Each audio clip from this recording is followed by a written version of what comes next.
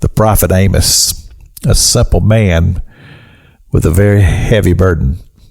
As a matter of fact, that was what his name meant, the burden carrier, because he saw the times in which he lived.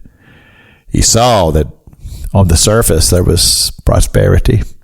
People seemingly were happy, but yet there was this rottenness under the core that he knew that hard times were coming because of the heart of the people who had turned away from God. And I say that, I look at that, and I say, well, things have a way of repeating themselves. And I feel much the same burden. I look around the society in which I am a part of. I live in the world today, and I see that man has turned his way away from God. And yes, there is a remnant.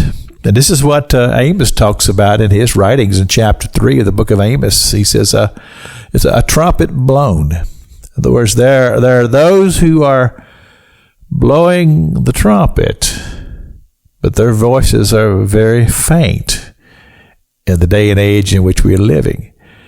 I read in the scripture, it talks about the church, and it says it's like a city, like the light of a city on a hill.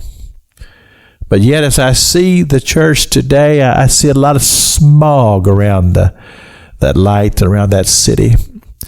I don't believe it shines as brightly today as it did in other generations. Many people are turned away from the church. Most of the churches that I attend are made up mostly of gray-haired people. And the younger ones, I said, well, where are they? They're not here. And I think we find that to be the case in churches, especially in America, all across the land. So where is the younger generation? Well, generally they're in bed asleep on Sunday morning because the church has no meaning to them, no significance to many. And the ministry and the work of the gospel, the fields lie fallow. Jesus said this himself. He said, who will work in my field? Well, this is the day that we are looking for those who are ready to blow the trumpet, to be the trumpet blowers. But yet, where are they? You see, at the age that I am now, and I share Amos's passion for a generation, and I so desperately want to be the person who's blowing the trumpet.